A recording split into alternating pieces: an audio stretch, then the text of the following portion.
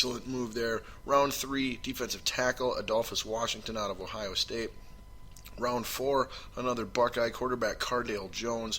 Round 5, running back out of Arkansas, Jonathan Williams.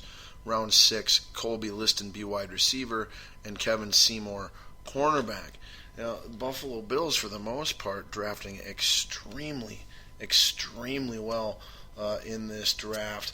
I give them overall a B plus. I don't like that they didn't address their offensive line issue, and I don't know that there wasn't a little bit more trading down or maneuvering that they could have did to maximize this draft. But a B plus, a solid B plus for the Buffalo Bills. Next, the Miami Dolphins, 13, Laramie Tunsil, offensive tackle. Then in round 2, Xavier Howard, cornerback, Baylor. Round 3, Kenyon Drake, running back from Alabama, and wide receiver Lamonte Carew, wide receiver, Rutgers. Then they didn't pick until round 6. 2 picks there, Jakeem Grant, wide receiver from Texas Tech, and Jordan Lucas, safety from Penn State. Then in round 7, Brandon Doty, quarterback, Western Kentucky, and Thomas Duarte, wide receiver, UCLA. This one, again, this site says that it's an A minus. I have Miami at about a C plus. I think if Tunsil bombs, this goes from an A minus to a freaking, at least a C minus. Not sure about the Howard kid. Not sure about the Drake kid. Not sure about the Carew kid. That potential is what gives it a C plus, and Tunsil's potential as well. But I don't know. I just have a feeling that this is going to end up being a fairly unproductive, lackluster draft class for Miami. I'm lukewarm on it at best. C plus Miami Dolphins. Next, we have the New England Patriots, who, as everyone knows, were banned basically from the first round of the NFL draft this year as a result of Deflategate. They still did a good job of having a lot of picks in this draft, despite not having a first rounder. That being said, I don't know that any of the picks they made are going to turn out to be anybody. I'm not a fan of much of this at all.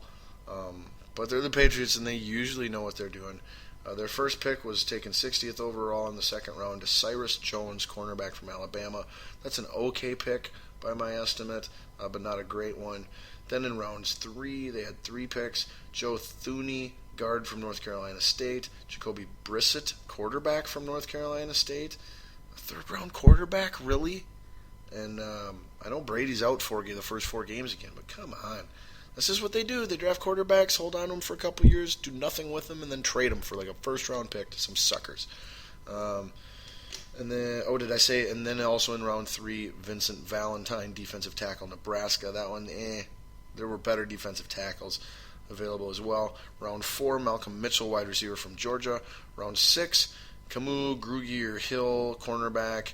Landon Roberts, inside linebacker. Ted Karras, guard. And in round 7, Devin Lucien, wide receiver.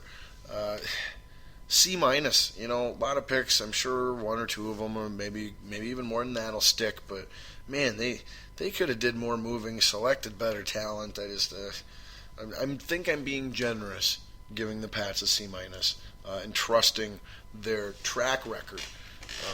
But that's what they get. C minus. All right, moving on to the New York Jets. First round, Darren Lee, inside linebacker / outside linebacker, Ohio State. Second round, quarterback, Christian Hackenberg, Penn State. I like that. He was actually one of 2 quarterbacks not named Lynch, Goff, or Wentz that I thought could play in the NFL when I watched the quarterbacks portion of the NFL scouting combine about a month ago. Round 3, Jordan Jenkins, outside linebacker, Georgia. So heavy on the linebackers there, 2 of their first 3 picks. Round 4, Justin Burris, cornerback, North Carolina State. That's a weird one. Round 5, they finally take an offensive lineman, Brandon Shell, offensive tackle, South Carolina. Then in round 7, they take punter Lakeland Edwards and wide receiver Sharon Peak. That's actually a good value on Peak in round 7 there. But the Jets not addressing some key areas of need, in my opinion, primarily offensive line and defensive line. That the corner in round 4, the outside linebacker in round 3. Not doing it really much more there in the middle. Tradings are moving, only having 1, 2, 3, 4. We had 7 picks. I don't know, not impressed. C plus as well for the New York Jets. All right, now moving on to the division that collectively had the best draft of all the divisions in the NFL draft this past weekend, and that is the AFC North. We'll start with the Baltimore Ravens at 6, offensive tackle Ronnie Stanley. Then in round 2, a trade with Miami to acquire outside linebacker Kamali Correa from Boise State. That's a good pick. Then in round 3, Bronson Kaufusi, however you say it, defensive end from BYU. That's another good pick. Both those guys, late first round talent. Then in rounds 4, we've got a ton of picks for the Ravens. Tavon Young, cornerback. Chris Moore, wide receiver. Alex Lewis, offensive tackle. Willie Henry, defensive tackle. And Kenneth Dixon, running back. Holy guacamole, that's a lot of 5 fourth-round picks for the Baltimore Ravens. At least one of them, Kenneth Dixon, maybe more, will work out. Willie Henry, possible. Alex Lewis. I'm not sure about the Chris Moore, wide receiver, or the Tavon Young. I'll have to check into those more, but holy guacamole. Then in round 5, a trade with Jacksonville to get Matt Judon, defensive end. Then 2 picks in round 6 to close it out. Keenan Reynolds, wide receiver. Morris Kennedy, cornerback. Lots of players, lots of talent, good value for the most part. Baltimore Ravens have an excellent draft, and I have them at a B+/A-.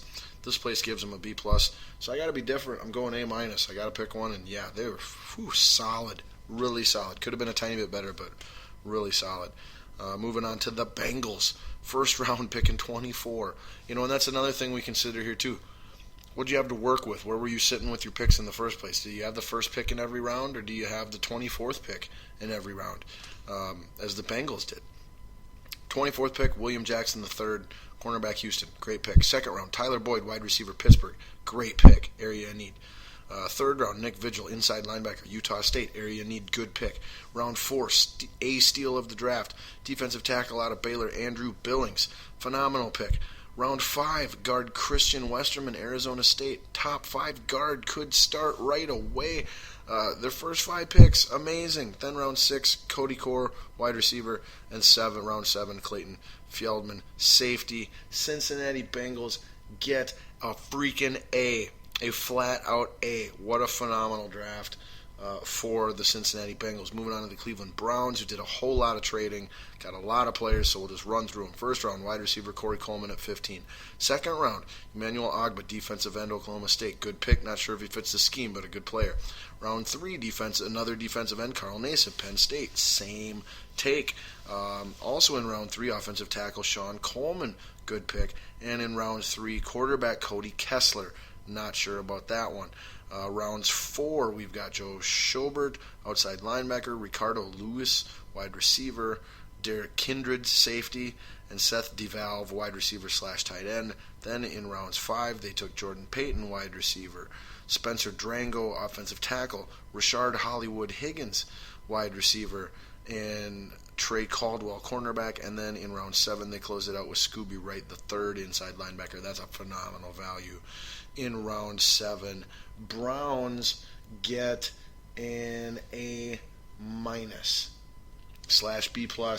We'll go with an A-. I think they could have traded just a few of those 4th, 5th, 6th, and 7th round picks to move up and get some more sure things, as opposed to just taking so many players and hoping some of them work out. But that's where they're at in their franchise. So, I mean, considering what they had to work with, where they're at as a team, they did about as good as you could hope for. Like, you can't give them lower than a B+, and I'm going to give them an A-. Moving on to the Pittsburgh Steelers.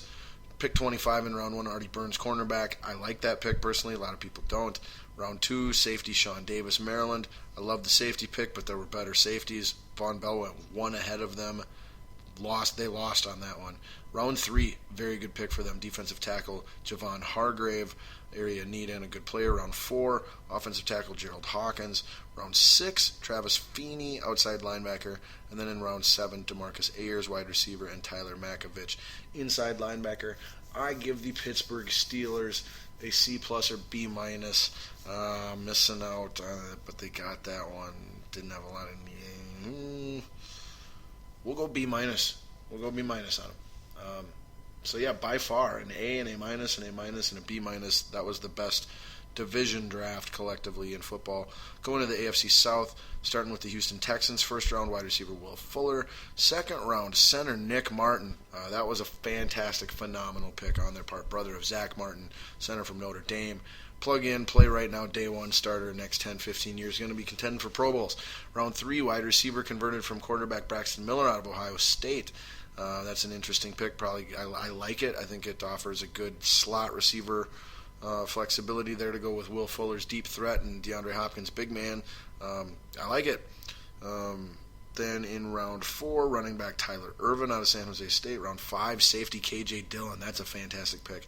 And their final pick also occurred in round 5. DJ Reader, defensive tackle Clemson. I actually like the Houston Texans draft for the most part. This one has them graded a C+. I give them a solid B. Moving on to the Colts, Ryan Kelly, center in round 1.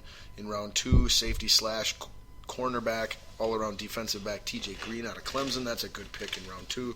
In round 3, a phenomenal pick, offensive tackle LaRaven Clark. Holy guacamole, they got a new starting center and a new starting right tackle in their first 3 picks, and a starting defensive back. Then in rounds 4, they took Hassan Ridgeway, defensive tackle, a desperate area of need, but they should have took Billings there, or a different defensive tackle that was more talented.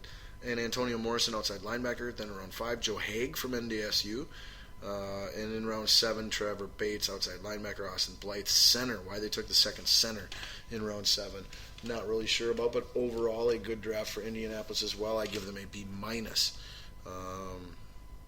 Could have did a little bit more rounds 4 through 7, in my opinion, but I really, really love rounds 1, 2, and 3. So yeah, B-. Then we move on to the Jacksonville Jaguars. Loved their draft, at least top-heavy. They got arguably the 2 best players in the draft, quite possible. And the Cowboys could say that too, maybe, but it all depends on injury, stuff like that. Jalen Ramsey, round 1, pick 5. Then in round 2, Miles Jack, linebacker from UCLA, who just dropped like a rock in a lake due to knee injury concerns. In round 3, defensive end, Yannick Gakoui. Round 4, Sheldon Day, defensive tackle. Round 6, Tyrone Holmes, defensive end. Round 6, Brandon Allen, quarterback.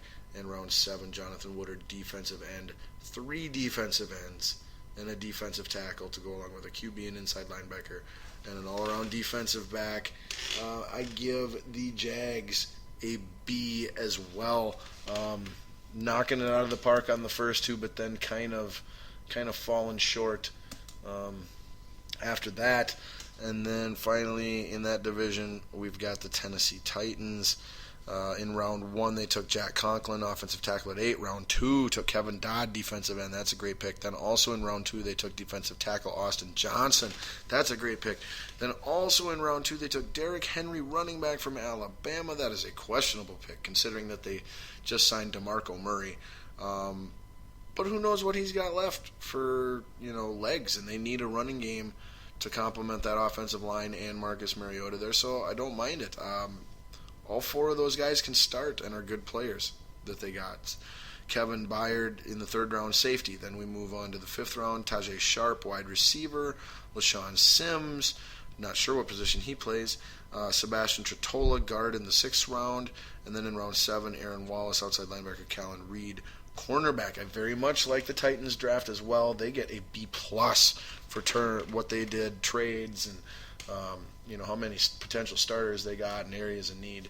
I like it. And then finally, closing out here in the AFC West, we'll start with the Super Bowl champion Denver Broncos, who got their new quarterback of the future, Paxton Lynch, at 26 in a trade-up with Seattle. Then in the 2nd round, they took defensive tackle Adam Gotsis.